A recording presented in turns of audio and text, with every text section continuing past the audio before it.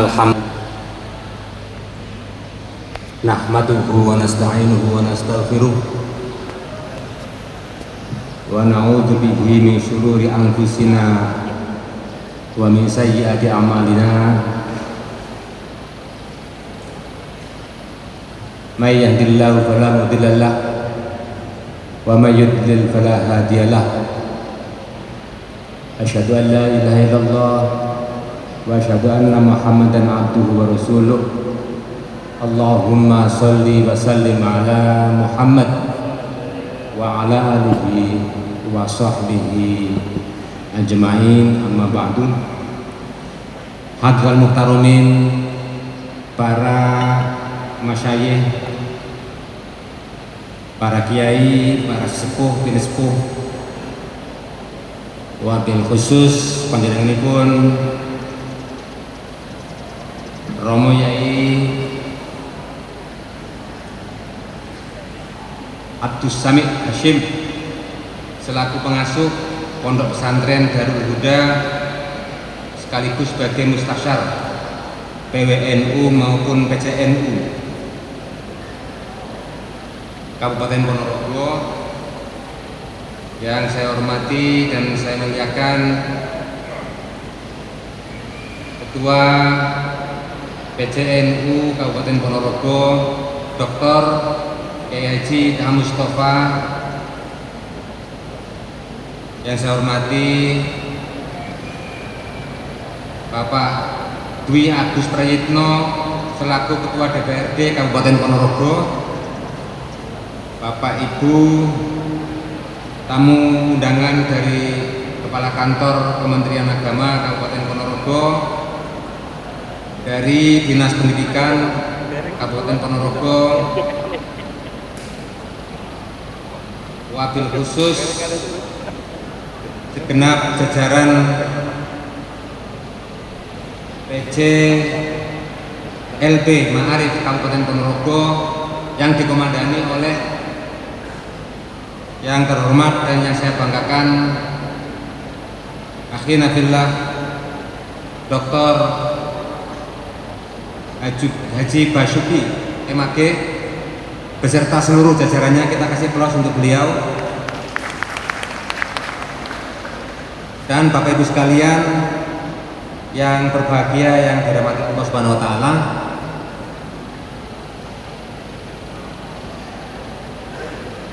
pergi ke ngebel membeli durian, langsung saja cakepnya. Durian dibelah di depan rumah. Guru-guru ma'arif memang keren. Semoga semakin sukses dan barokah. Ibu sekalian yang berbahagia, pertama marilah kita panjatkan puji syukur kehadirat Allah Subhanahu wa taala yang telah melimpahkan berkah dan karunia-Nya kepada kita, sehingga pada siang hari ini kita masih diberikan kesempatan dan kekuatan untuk saling bersilaturahim. Tadi Pak Basuki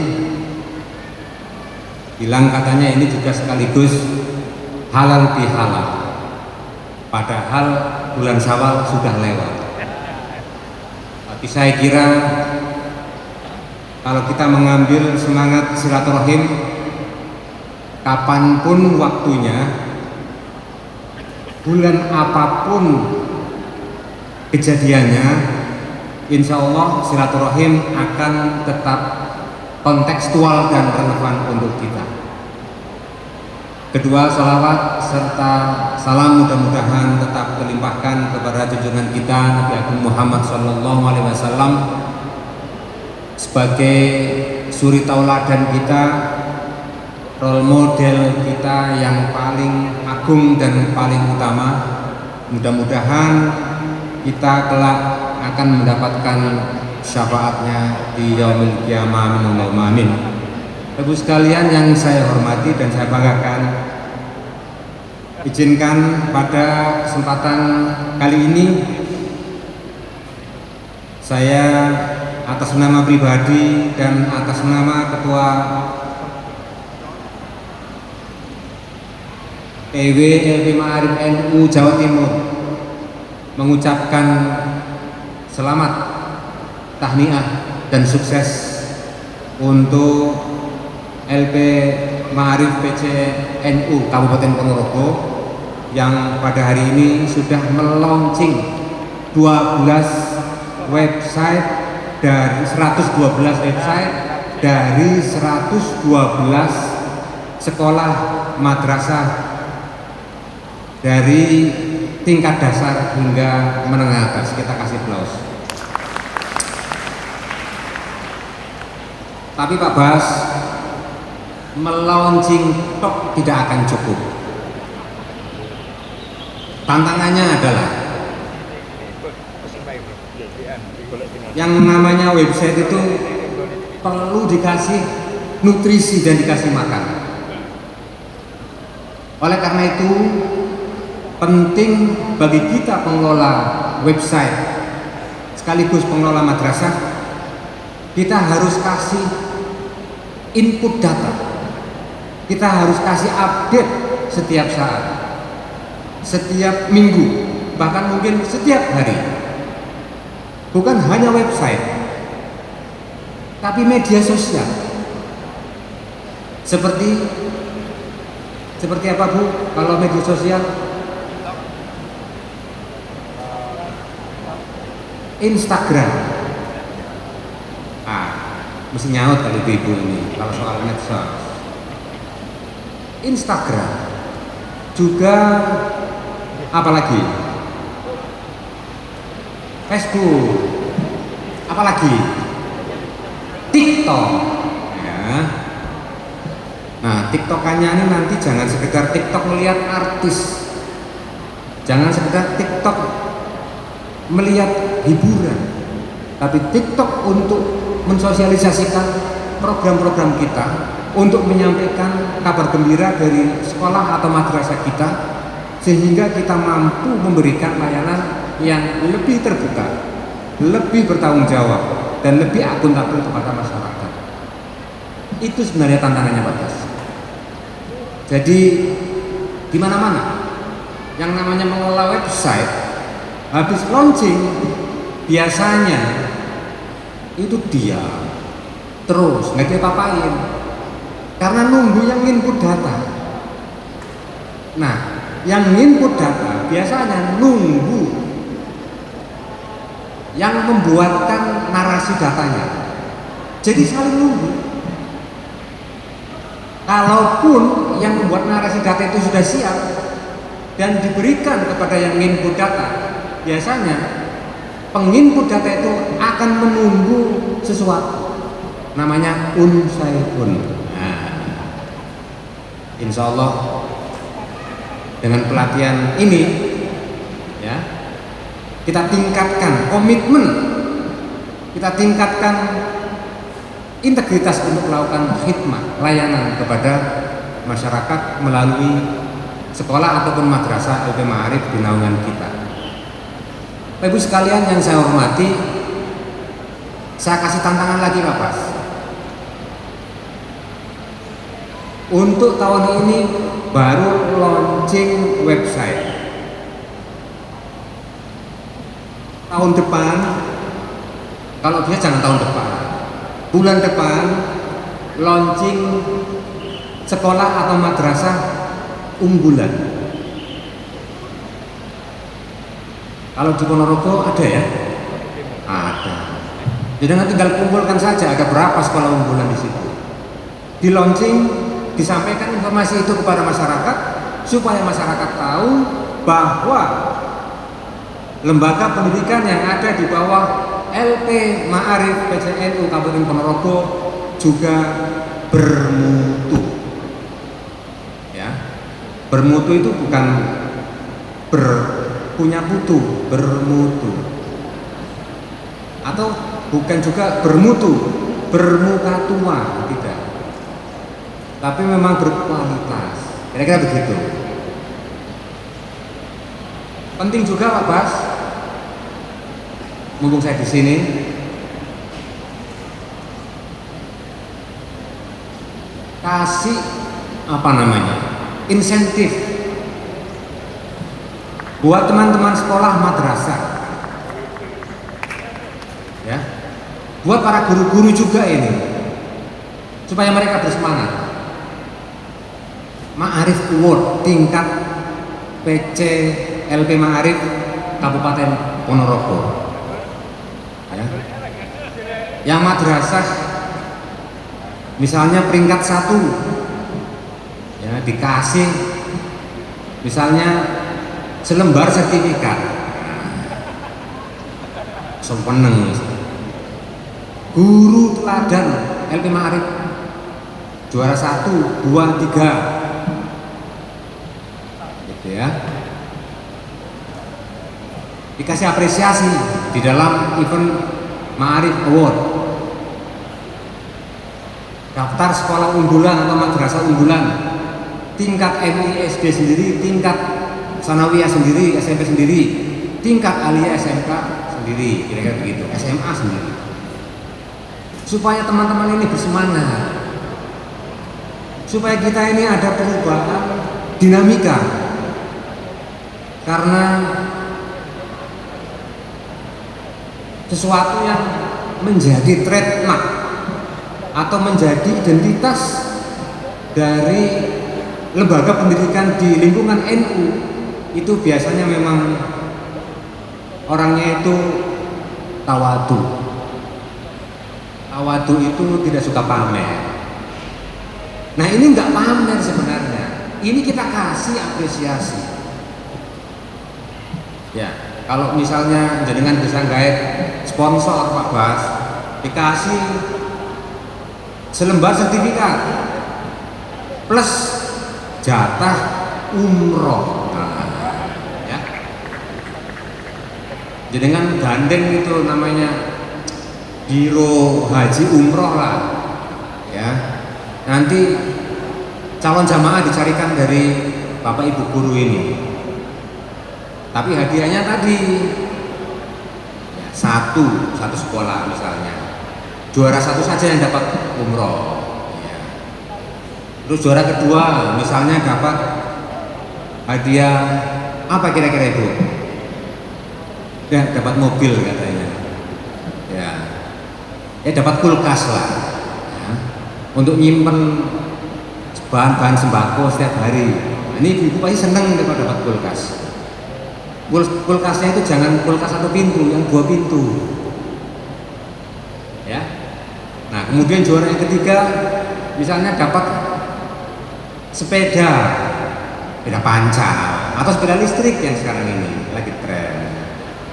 Nah, monggo, terserah saja, asalkan jenengan bisa menggalang sponsor. Nanti sponsor diberi panggung, ya, untuk menyampaikan program-programnya apa, supaya Bapak Ibu guru ini punya semangat.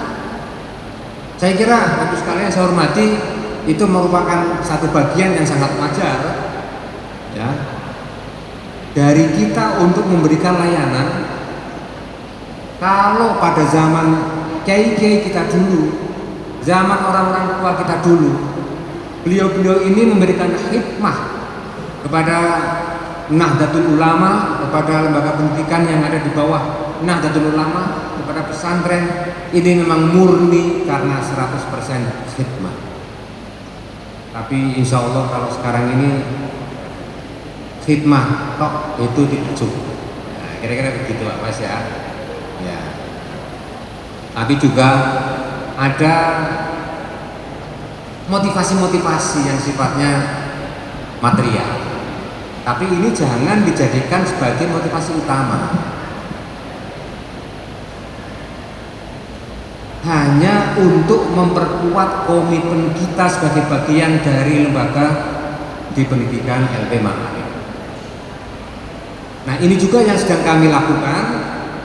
Kami sedang merancang, ya, beberapa program dari sub-sub bidang kami di Jawa Timur. Di antaranya adalah Ma'arif Award. Nanti kita akan beri insentif, beri apresiasi kepada PC-PC mana yang paling aktif untuk mengupdate websitenya, mengupdate database-nya. Jumlah 112 untuk satu kabupaten menurut saya masih belum cukup. Saya yakin di sana itu, di luar sana, yang di luar 112 atas, saya yakin masih banyak lembaga pendidikan yang sebenarnya punya afiliasi dengan Nahdlatul Ulama. Afiliasinya mungkin secara kultural atau mungkin juga secara struktural. Secara kultural karena pengelolanya memang orang NU, kaum Nahdliyin. Sementara secara struktural pengelolanya atau yayasannya mungkin dari pengurus. Oleh karena itu, kewajiban kita semuanya basyiru wala tunaffiru kepada anggota masyarakat kita, kepada keluarga kita, untuk mari kita berbondong-bondong menyekolahkan anak-anak kita di lembaga-lembaga pendidikan NU. Tapi dengan syarat kita juga ada komitmen dan kemauan yang keras untuk selalu memberikan layanan yang paling berkualitas dan paling prima. Caranya apa Bapak Ibu sekalian yang saya hormati? Caranya yang pertama adalah dengan menguatkan tata kelola pendidikan kita masing-masing. Nah, kalau satu lembaga sudah melakukan proses penguatan tata kelola, maka secara otomatis urusan administrasi itu pasti beres. Urusan akreditasi pasti selesai. Yang jadi soal adalah kita jadi orang mungkin karena terlalu ikhlas, saking ikhlasnya segala sesuatu yang kita lakukan itu tidak ingin dicatat. Nah, padahal inti tata kelola itu adalah pengadministrasian. Inti tata kelola adalah pencatatan, harus tertib administrasi. Nah, ini yang mungkin bagi teman-teman kita semuanya, para pengelola, kepala sekolah, kepala madrasah, wakil kepala sekolah, wakil kepala madrasah, dan guru-guru semuanya, kita harus tertib administrasi.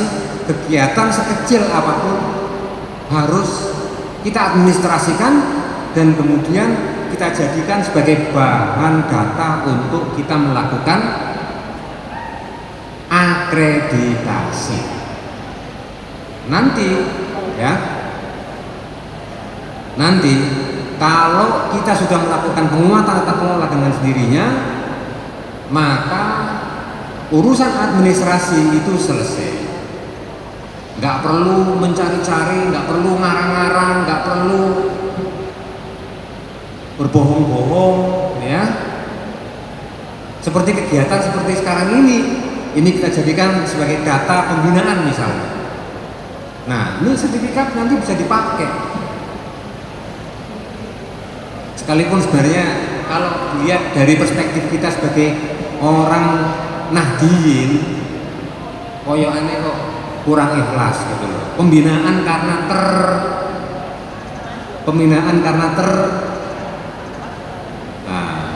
karena terpaksa, ya. Biasanya kalau sesuatu itu yang sifatnya terpaksa itu kurang lestari, kurang abadi. Oleh karena itu mari kita tata niat kita, ya.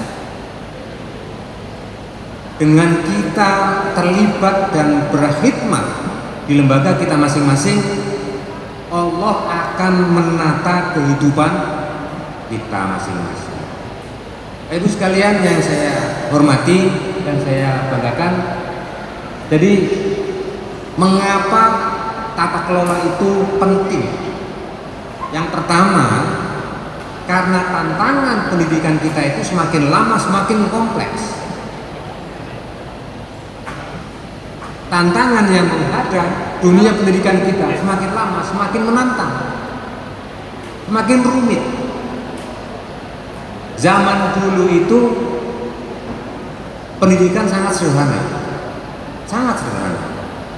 Pokoknya anak-anak mau berangkat ke sekolah, ya, kemudian di sekolah itu duduk mulai dari pagi sampai siang, guru mengajar, kadang-kadang dikasih tugas, selesai. Itu dulu. Jadi selain mengajar, guru nggak punya tugas apapun di luar jam mengajar. Begitu pulang, bagus sekalian bisa melakukan kegiatan-kegiatan lain. Yang petani, ya, bercocok tanam, ya, jadi petani. Yang ibu-ibu misalnya bisa mengerjakan yang lain. Tapi kalau sekarang ini jadi guru, mulai dari pagi masuk ke sekolah atau ke madrasah, kemudian pulang, ya, istirahat sebentar, mengerjakan tugas-tugas rumah, selanjutnya terus mengerjakan tugas-tugas sekolah lagi di rumah. Jadi ibu-ibu luar biasa, ibu-ibu ini memikul double burden, ya, beban ganda. Di sekolah dikerjain kepala sekolah, di rumah dikerjain bapaknya anak-anak. Ini kalau bapak-bapak enggak, di sekolah dikerjain sama kepala sekolah, di rumah mengerjain ibunya. Jadi nol, impas. Nah yang ibu-ibu ini yang kasihan, beban ganda. Masih harus didik anak-anak, masih harus masak, menyiapkan makanan untuk anak-anak. Ini tantangan pendidikan kita semakin lama semakin kompleks. Mengerjakan tugas-tugas administrasi yang tidak selesai di sekolah. Apalagi kalau sudah sertifikasi. Kalau sudah sertifikasi, negara membayar kepada panjenengan dalam bentuk tambahan gaji, maka kewajibannya adalah panjenengan harus memberikan laporan secara rutin dalam bentuk, kalau kita dosen ada namanya BKD, beban kinerja dosen. Kalau guru apa? Apa? Guru namanya apa? Beban kinerja guru, bukan? Yang harus selalu diisi. Ya. Itu satu. Belum lagi soal administrasi sekolah. Kalau zaman dulu itu tidak ada akreditasi. Sekarang ada akreditasi. Yang belum terakreditasi, dia harus terakreditasi. Setelah terakreditasi, dia harus meningkatkan nilai akreditasinya. Nah ini yang mungkin perlu kita lakukan, pendampingan Pak Bos. Kita sekarang petakan, sudah ada tadi datanya, yang dapat unggul dari 112 ada 22. Berarti kurang lebih berapa persen Pak Bas? 20%. Pak Bas harus bikin target lebih tinggi setiap tahun. Naik. Tahun pertama ini mungkin 25%. Tahun berikutnya naik lagi Pak Bas. Jangan tinggi-tinggi Pak Bas. 35%. Ya, nanti kesleo kalau larinya terlalu kenceng. Tahun depan lagi naik lagi. Ya, sampai nanti di akhir tahun mungkin sampai 80% atau mungkin 75%. Itu realistis Pak Bas. Karena kita tadi melihat dari 112 sekolah madrasah, infrastruktur yang paling siap, yang bagus hanya ada di 2 sekolah. Artinya ada 110 yang sebenarnya kurang memenuhi syarat. Sekalipun demikian, 22 itu masih unggul. Nah, tugas berikutnya adalah bagaimana kita terus tingkatkan kekuatan kualitas infrastruktur yang kita punya, kemampuan sumber daya manusia, ya, kapasitas SDM kita, dan lain sebagainya. Nah, harus sekali saya hormati. Jadi selain tantangan itu, tentang tantangan administrasi, akreditasi, ya, juga ada tantangan teknologi. Sekarang ini kita hidup di era digital. Bahkan kita sekarang ini, ya, menghadapi era kecerdasan buatan, artificial intelligence. Itu makhluk apa lagi itu, Bu? Ada yang pernah pakai AI? Pernah, ya. Apa jenisnya?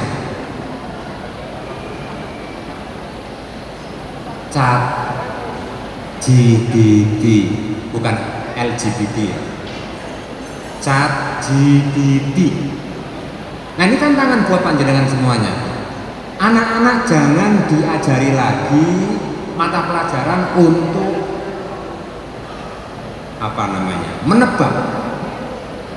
Seperti zaman kita dulu sekolah, mata pelajaran IPS, ada pelajaran itu sungai-sungai terpanjang di Indonesia.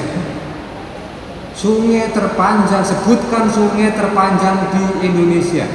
Ya kita nggak tahu. Sebutkan ibu kota negara Amerika. Sebutkan ibu kota negara Inggris. Dan seterusnya. Kalau sekarang ini enggak, pusing bagus sekali ya. Karena apa? Anak-anak itu bisa langsung googling. Googling itu untuk mencari jawaban yang terkait dengan fakta. Selesai. Kalau Bapak Ibu sekalian masih ngasih tugas kepada anak-anak kita untuk mengerjakan soal-soal yang sifatnya adalah pengetahuan tentang fakta, berarti panjenengan kudet. Apa, Bu? Kudet. Apa kudet itu? Nah, Bapak enggak, mungkin nggak tahu. Yang tahu ini begini, kurang update. Saya juga belajar dari anak saya. Saya diejek kudet katanya, karena nggak punya TikTok. Akhirnya saya minta anak saya itu untuk buatkan IG. Sekarang saya punya IG, Bu sekalian. Saya punya medsos, ya IG, ya Facebook. Nanti follow ya. Kalau yang follow nanti saya kasih rekomendasi ke Pak Bas untuk dikasih IG-nya PJLT Ma'arif NU Ponorogo. Aktif Pak Bas, harus aktif. Jadi ada kegiatan seperti ini harus tayang Pak Bas, ya. Ini ibu ini pasti suka ini yang tayang-tayang medsos ini, pasti suka. Nah, jadi tantangan yang kita hadapi ke depan ini semakin lama semakin dahsyat, ya. Apalagi dengan yang namanya artificial intelligence, Bapak sekalian, ada ribuan, ya, ada ribuan posisi pekerjaan yang nanti akan tergantikan oleh artificial intelligence. Dan ini mengancam kita. Ini membahayakan kita kalau kita tidak bisa mengantisipasi perkembangan teknologi yang sedemikian cepat. Oleh karena itu kita harus mengantisipasinya dengan cara membekali diri dengan pengetahuan-pengetahuan, dengan keterampilan-keterampilan untuk melakukan adaptasi terhadap perkembangan-perkembangan tersebut. Nah, Bapak sekali saya hormati, ini yang pertama. Mengapa penting? Karena tantangan pendidikan di era yang akan datang sangat-sangat cepat dan kita perlu melakukan adaptasi diri, menyesuaikan diri dengan perubahan zaman. Nah, yang kedua, peran lembaga pendidikan Ma'arif NU dalam meningkatkan kualitas pendidikan itu amat sangat penting. Bapak sekalian perlu tahu bahwa pada tahun 2045 ketika Indonesia memasuki Indonesia emas, usia atau angka usia produktif bangsa Indonesia itu di angka kisaran 65 sampai 70%. Angka tenaga kerja produktif. Kalau misalnya katakanlah penduduk Indonesia tahun 2050 itu berjumlah 300 juta jiwa, ya. Maka 70% dari 300 juta jiwa ini adalah angka produktif. 70% dari 300 juta itu berapa juta? 50-nya 150 juta. Ya, kira-kira 200-an. 200-an juta itu adalah angkatan muda. Nah, menurut survei Bapak sekalian, dari 87% penduduk Indonesia itu adalah Muslim, dan dari jumlah itu 56,7% itu adalah berasal dari kaum Nahdlatul Ulama. 56%. Nah, sekarang ini ya, 56% berarti itu mayoritas dari umat Islam di Indonesia itu mengaku sebagai kaum Nahdiyin. Kalau kita kaitkan dengan data kemiskinan, angka kemiskinan kita pada hari ini Bapak sekalian itu berkisar di angka 8%. 8% dari 276 juta. Katakanlah kita ambil 10%, berarti ada sekitar 25 juta itu miskin. 25 juta penduduk Indonesia itu miskin. 25 juta. Nah, dari 25 juta itu Bapak sekalian, 63-nya itu adalah berasal dari, nah, lagi-lagi NU. NU di mana-mana ada, yang miskin ada, yang kaya juga banyak. Yang jadi jenderal ada, yang jadi profesor juga banyak. Tapi sayangnya kaum miskin juga banyak. Yang di penjara juga banyak. Nah, ini pekerjaan kita semuanya. Gitu. Nah, ini yang kedua. Oleh karena itu mari kita berpartisipasi lebih aktif dengan melakukan apa? Melakukan tata kelola pendidikan di lingkungan Ma'arif NU. Ini yang kedua. Yang ketiga, pentingnya tata kelola yang baik dan kompetensi pendidik. Nah, saya tadi sudah mengatakan jangan ada lagi guru itu mengazab muridnya. Nah, ini sudah panjenengan sudah mengazab muridnya ini, karena pasti dikasih tugas toh, ya suruh pulang. Jangan sering-sering Pak Bas kayak gini Pak Bas. Tapi ini hari Minggu ya, Sabtu. Nah, kalau Sabtu di Surabaya prei, kalau di sini kan nggak prei Pak Bas. Jangan sering-sering, kasihan nanti jadi korban muridnya. Dikasih tugas suruh pulang, suruh ngerjakan, gitu ya. Padahal pulang itu yang ngerjakan mungkin bukan yang bersangkutan, tapi nyuruh kakaknya. Atau kalau di rumah ya bisa lihat Google lah, kira-kira begitu. Jadi sebenarnya nggak berdampak, orang begitu berdampak. Nah, kalau sekali saya hormati,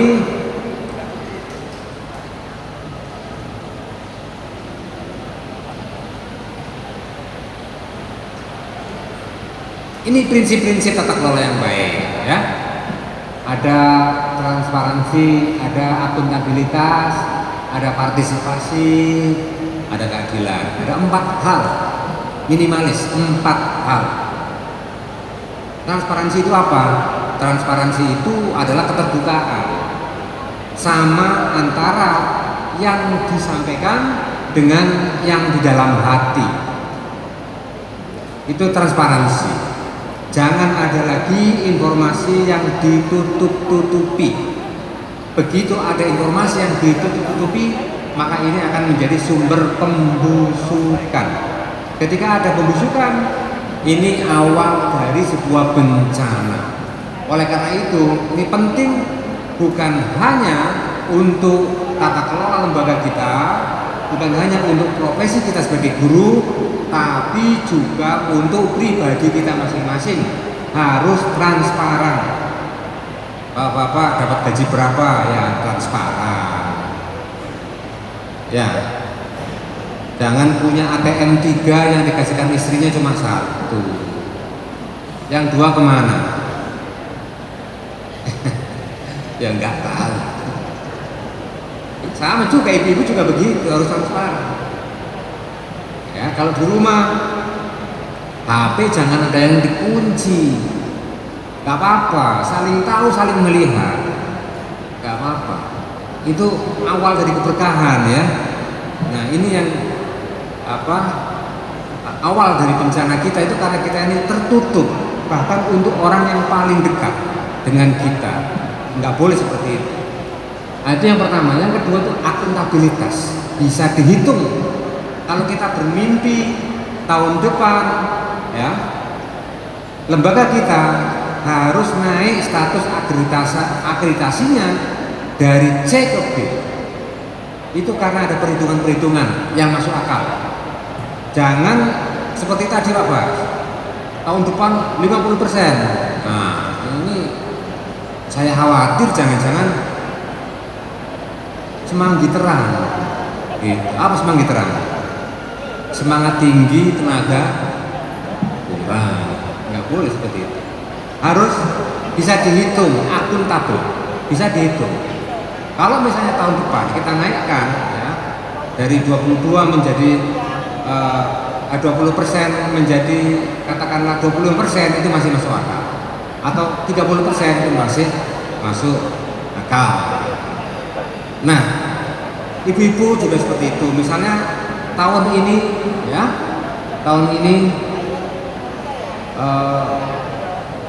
saya sudah bisa melakukan apa untuk sekolah. Saya bisa misalnya sekarang ini kepangkatan karirnya itu juga harus diperhitungkan, harus diopeni, kira-kira begitu.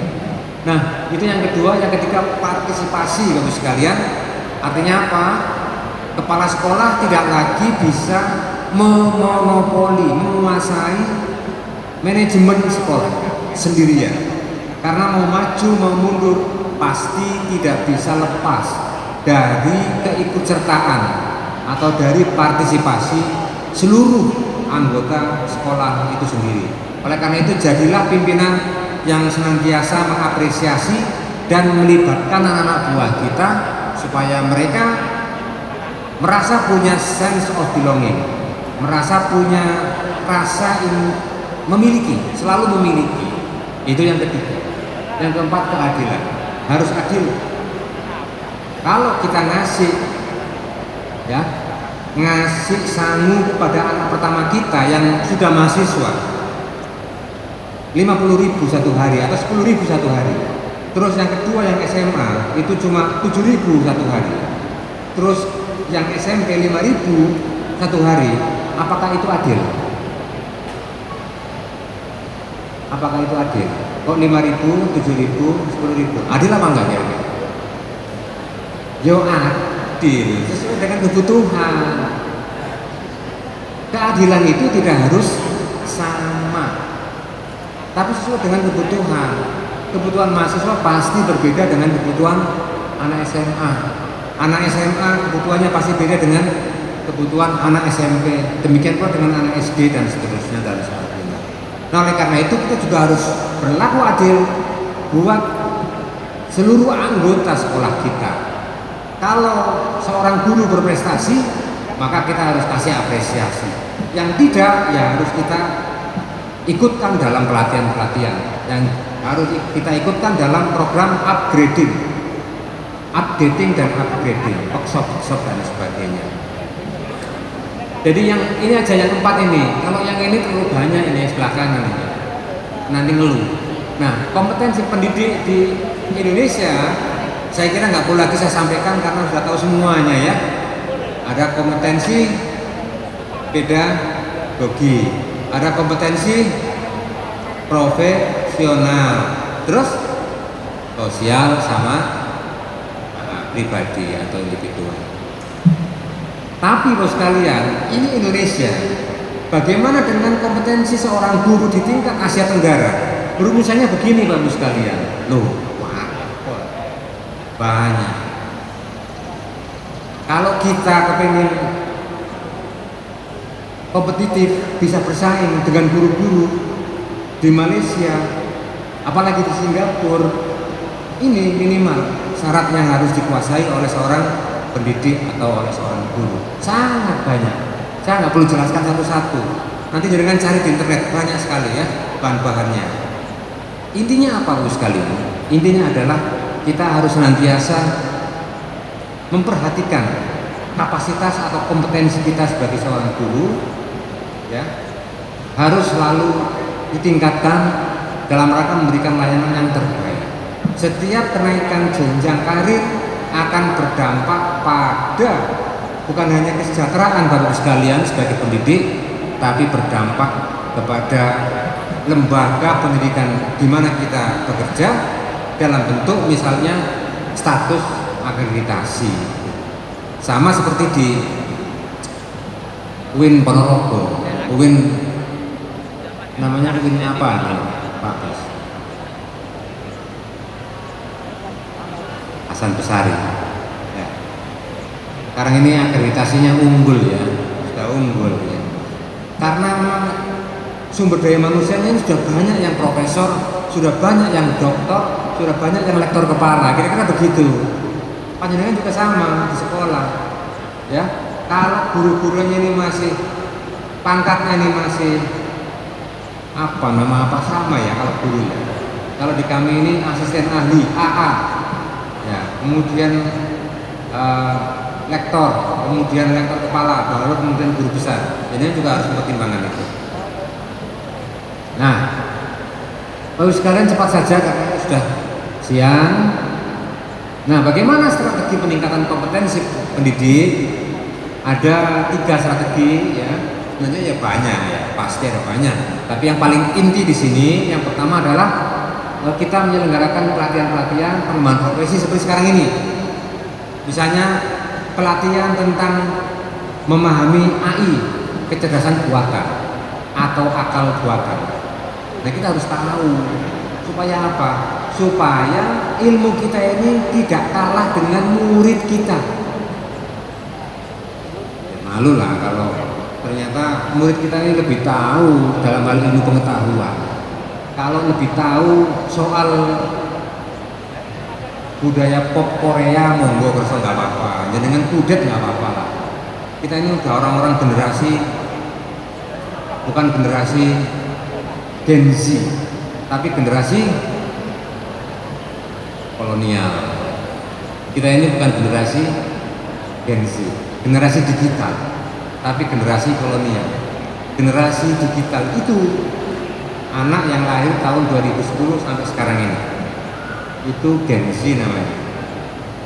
Mereka disebut sebagai digital natives atau kaum pribumi digital.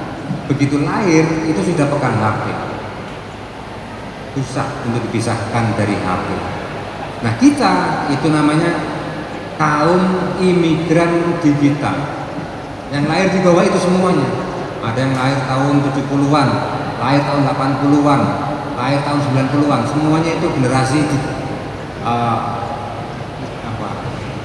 imigran, digital imigran ya. Kita harus terus mengupdate pengetahuan kita soal hal-hal yang terkait dengan perkembangan teknologi. Itu yang pertama. Ada pelatihan-pelatihan digital, ada pelatihan-pelatihan akreditasi. Kami sekarang sedang siapkan Pak Bas pelatihan akreditasi, ada pelatihan artificial intelligence, ada pelatihan pengelolaan big data, ada pelatihan macam-macam. Insya Allah nanti akan kami info ya. Itu yang pertama. Yang kedua, pemberian kesempatan untuk pengembangan karir. Dikasih kesempatan. Kalau ada guru yang ingin melanjutkan studi ke S1 misalnya ya, karena mungkin masih belum S1 ya, tapi sekarang saya yakin mayoritas ini S1 semuanya, atau pengen naik lagi ke S2 ya harus didorong gitu. Jangan malah dihambat, kecuali memang dalam kondisi terpaksa karena tidak ada guru penggantinya. Nanti setelah sudah ada guru penggantinya, silakan Anda sekolah lanjut di S2. Bahkan sekarang ini ya, untuk prodi, program studi S3, PGMI itu ada Bapak sekalian. Jangan dikira kalau prodi, program studi PGSD atau PGMI itu hanya ada di tingkat S1 saja. S1, S2, S3 semuanya ada lengkap. Sekarang monggo. Tapi nanti biasanya kalau guru itu sudah S2 itu sudah mikirnya itu saya masa S2 ngajar MI. Ya pengennya yang ngajarnya yang minimal aliyah atau SMA. Ya. Begitu sudah tercapai aliyah atau SMA, pengen naik lagi, pengen ngajar S1 karena sudah S2. Terus seperti itu. Tapi semuanya ya tidak ada yang tidak mungkin. Oleh karena itu kita harus berkembang ya. Itu yang kedua. Yang ketiga, meningkatkan kesejahteraan pendidik.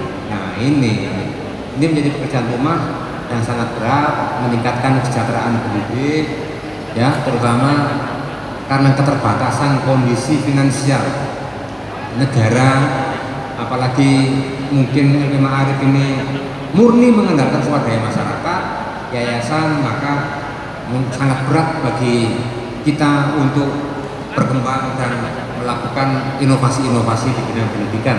Bagus sekali saya hormati. Jadi kalau ibaratkan kita menempuh perjalanan, maka ada step-step yang jelas, ada langkah-langkah yang jelas. Mulai dari langkah pertama apa, kedua apa, ketiga apa, dan seterusnya.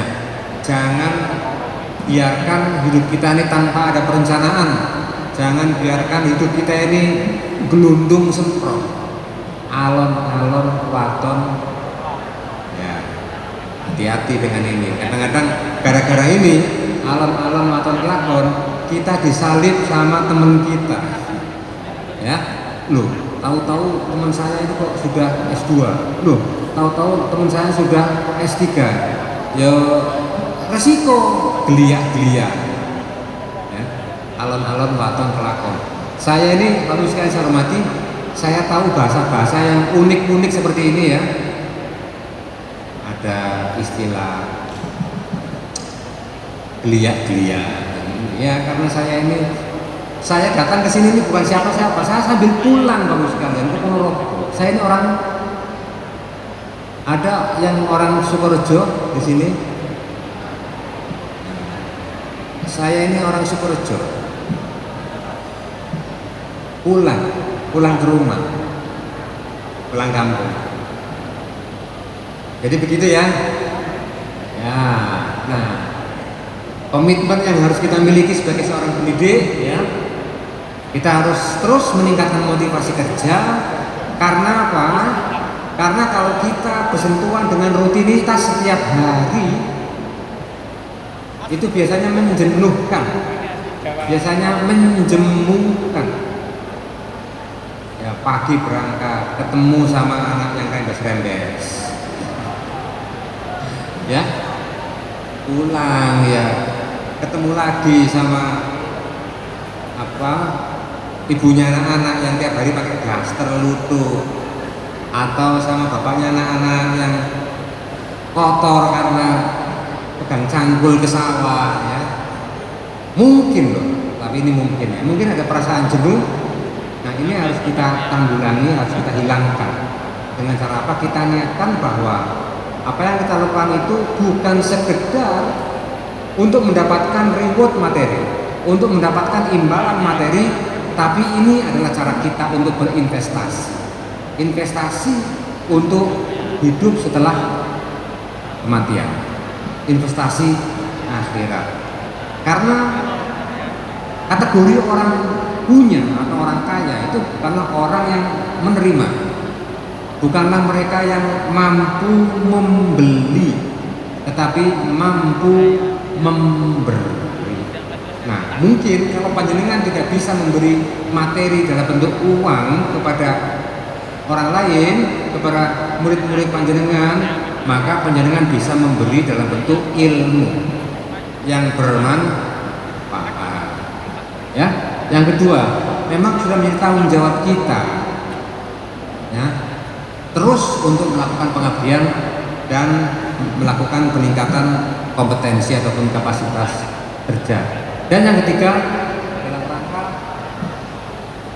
meningkatkan puasan kerja. Bapak Ibu sekalian yang saya hormati, kesimpulannya apa? Kesimpulannya adalah bahwa penguatan tata kelola dan kompetensi pendidik sangat penting untuk peningkatan kualitas pendidikan. Ini jangan sekedar menjadi kesimpulan yang mengendap di dalam otak kita, tapi mari kita laksanakan, mari kita wujudkan dalam dunia kita masing-masing, bahwa penguatan tata kelola itu sangat penting, yang seorang guru harus konsekuen dan bertanggung jawab untuk selalu meningkatkan kompetensi 4 tadi itu, ya, juga meningkatkan motivasi kita untuk memberikan layanan yang terbaik untuk anak-anak kita. Nah, yang kedua, kita perlu komitmen dan kerjasama dari semua stakeholders untuk mencapai tujuan kita. Lalu saya hormati, saya kira itu yang bisa saya sampaikan. What next? PR buat panjenengan semuanya. Yang pertama, membuat rencana aksi untuk penguatan tata kelola dan peningkatan kompetensi pendidik. Rencana aksinya tolong dibawa ke rumah masing-masing, kerjakan. Panjenengan harus ada target peningkatan. Kalau sekarang ini misalnya kondisi sekolah panjenengan itu status akreditasinya masih B, harus ada target untuk melakukan peningkatan menuju ke A. Dan sampaikan kepada pihak-pihak yang terkait, sampaikan kepada ketua yayasan, sampaikan kepada tokoh masyarakat, sampaikan kepada orang tua murid, ya, bahwa kita punya mimpi-mimpi, ya. Apa mimpi-mimpinya? Selalu selalu meningkatkan kualitas dan layanannya setiap saat. Itu yang pertama. Yang kedua, meningkatkan komunikasi dan kerjasama antara stakeholders. Panjenengan tidak bisa sendirian kalau ingin maju. Panjenengan harus bersama-sama. Bersama kita bisa, kayak begitu. Ada satu ungkapan, kalau kita ingin pergi jauh,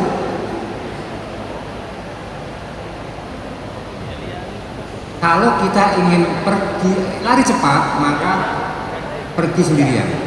Tapi kalau kita kepingin pergi jauh, kita bisa melakukannya secara bersama-sama.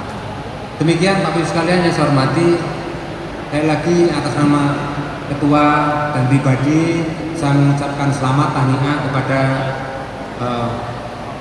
Pak Bas beserta seluruh jajarannya di LP Ma'arif Kabupaten Ponorogo. Mudah-mudahan kita senantiasa diberikan kekuatan dalam rangka terus mengemban amanah kita, memberikan khidmah yang terbaik untuk dunia kita masing-masing, dan senantiasa diberi kemudahan di dalam menjalankan aktivitas setiap hari. Kurang lebihnya mohon maaf. Ihdinas siratal mustaqim, wallahul muwaffiq ila aqwamit thoriq. Wassalamualaikum warahmatullahi wabarakatuh. Kami mohon untuk Profesor tetap berada di atas. Kami persilakan kepada Dr. Basuki untuk memberikan sertifikat penghargaan kepada Profesor Masdar Hilmi.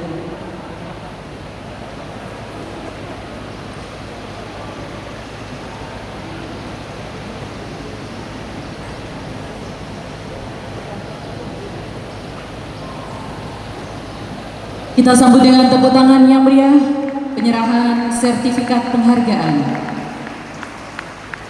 dari Dr. Basuki kepada Profesor Masdar Hilmi. Terima kasih pada Profesor Masdar Hilmi atas pemaparan yang begitu inspiratif dan penuh wawasan mengenai tata kelola lembaga pendidikan Ma'arif NU. Apa yang telah beliau sampaikan tentu menjadi motivasi bagi kita semua dalam menjalankan tugas dan tanggung jawab sebagai pendidik serta pengelola lembaga pendidikan. Semoga ilmu dan arahan yang telah diberikan menjadi pedoman dalam mengembangkan pendidikan Ma'arif NU yang lebih maju, profesional, serta tetap berlandaskan nilai-nilai perjuangan dan keikhlasan. Mari kita jadikan momentum ini sebagai titik awal untuk semakin berkomitmen dalam berkhidmah demi kemajuan generasi mendatang. Sekali lagi kami ucapkan terima kasih kepada beliau. Bapak Ibu yang kami hormati, kami mohon untuk jangan pulang terlebih dahulu. Silakan untuk download link sertifikat terlebih dahulu, yang salah satu itemnya harus menyertakan foto berlatar belakang kegiatan di lokasi pembinaan. Jadi bagi Bapak Ibu yang belum mengunduh link sertifikat, silahkan untuk masuk link terlebih dahulu, dan salah satu itemnya adalah mengunggah foto di lokasi pembinaan. Hadirin yang dirahmati Allah, sebagai penutup dari rangkaian acara kita hari ini, marilah kita bersama-sama memanjatkan doa, memohon kepada Allah Subhanahu wa Ta'ala agar memberikan keberkahan atas segala yang telah kita lakukan. Semoga ilmu, kebersamaan dan tujuan yang kita harapkan senantiasa mendapatkan ridhonya. Dengan penuh keikhlasan dan harapan, mari kita khusyuk dalam berdoa yang akan dipimpin oleh yang kami hormati Bapak Kiai Haji Dr. Ahmadi Bardan MAG, Wakil Ketua PCNU Ponorogo. Kepada beliau kami persilakan.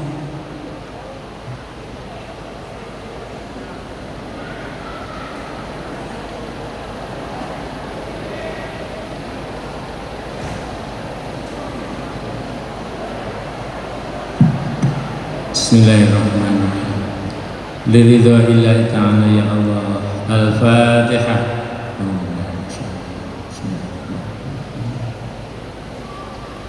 Iyyaka na'budu wa iyyaka nasta'in. Ihdinas siratal mustaqim, siratal ladzina an'amta 'alaihim ghairil maghdubi 'alaihim.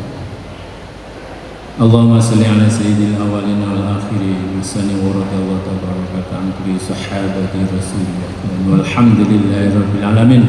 Hamdan yuwafi wa yukafi mazidah. Ya Rabbana lakal hamdu kama yanbaghi li jalalika wa wajhika karim wa 'azimi sultanik. Ya Allah ya Aziz ya Ghaffar ya Rahman ya Rahim. Ya Allah ya Aziz ya Ghaffar ya Rahman ya Rahim. Rabbana dhalamna anfusana wa illam taghfir lana wa tarhamna lanakunanna minal khasirin. La ilaha illa anta subhanaka inna kunna minadh dhalimin. Ya Allah anta maksudi, anta matlubi, anta ilahi, anta rabbi. Ya Allah anta khalqus samawati wal ard, anta nurus samawati wal ard, anta milkus samawati wal ard, anta qayyumus samawati wal ard. Ya Allah salimna ya Allah, salimna ya Allah, salimna imanana, salimna dinana, salimna islamana, salimna qulubana, salimna arwahna, salimna adatana, salimna usratana, salimna jami'atuna ya Allah. Allahumma antas salam wa minkas salam wa ilaika ya'udus salam. Fahyina rabbana bisalam wa akhilna jannata darussalam. Ya Allah ya Rahman ya Rahim. Anta maksudi ya Allah, mudah-mudahan LP Ma'arif Ponorogo ya Allah, para guru madrasah, para guru-guru di sekolah ya Allah, dan juga institusi madrasah sekolah LP Ma'arif Ponorogo, semuanya dijadikan madrasah yang hebat ya Allah. Jadikan madrasah sekolah yang bermanfaat ya Allah, sekolah madrasah yang maju ya Allah, sekolah madrasah yang bermutu ya Allah, sekolah madrasah yang mengglobal ya Allah ya Rahman ya Rahim. Tambahi rizki ya Allah, para guru-guru, para kepala sekolah, kepala madrasah diberikan rizki yang halalan, thayyiban, mubarakan ya Allah. Berikan kesejahteraan mereka ya Allah, dunia sampai akhirat ya Aziz ya Ghaffar ya Rahman ya Rahim. Mereka dapat mengembangkan amanah ya Allah, mereka dapat ilmu yang manfaat ya Allah. menjadikan amal-amalnya, menjadikan besok yang akan membukakan pintu surga ya-Mu ya Allah ya Aziz ya Ghaffar ya Rahman ya Rahim. Rabbana atina min ladunka rahmatan wa hayyi lana min amrina rasyada.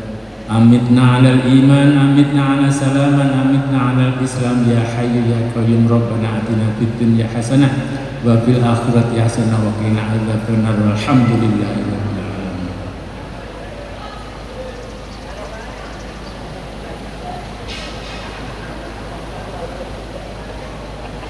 Kepada Bapak Dr. Ahmadi Badan disampaikan terima kasih. Bapak Ibu hadirin yang berbahagia, alhamdulillah